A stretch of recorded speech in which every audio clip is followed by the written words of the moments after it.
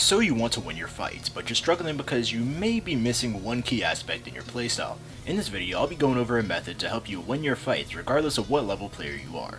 When it comes to Splatoon, the main difference that sets it apart from other shooters is the movement mechanic. And with there being quick movement options at everyone's disposal, fights can be very difficult. This is with the exception of a certain approach to interactions in Splatoon which can really help in the long run. By this I mean conditioning your opponent. Conditioning is a term generally used in fighting games to refer to making your opponent do or not do an action because of the consequences associated with it. So how would this work in Splatoon? Well, this would mean that you make your opponent move in the way you want them to move. The most useful tool for this I'd say is the sub-weapon, so I'll be going over how to condition with the sub-weapon first. Splat Bomb is the most basic case of conditioning as it was the design intention.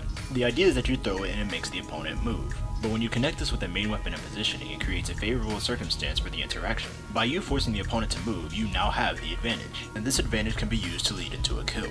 And that was the most basic example using only Splat Bombs. There's many more instances where conditioning can be used to secure kills, but I'd like to use the example before to segue into the next method of effective conditioning. This one involves your teammates in what I'd like to call team conditioning. Not every time you attack an opponent will be used for killing, especially when the risk is too high. In this case, you'd want to use your relative positioning to your teammates to lure the opponent over to your teammates to set up for a kill. So rather than attacking to kill, you can attack to narrow your opponent's escape.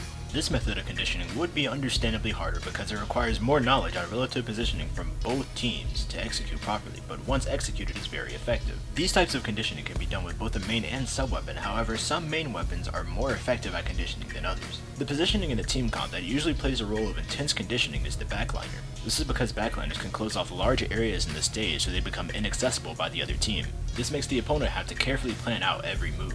The most effective type of conditioning comes from the use of special weapons. This is because the use of special weapons forces the opponent back or away from the objective. This paired up with team conditioning and solo conditioning will help you win your fights and overall become a smarter player. If you enjoyed the video, then leave a like, and as always, thank y'all for watching. Alright, I'm out. Peace.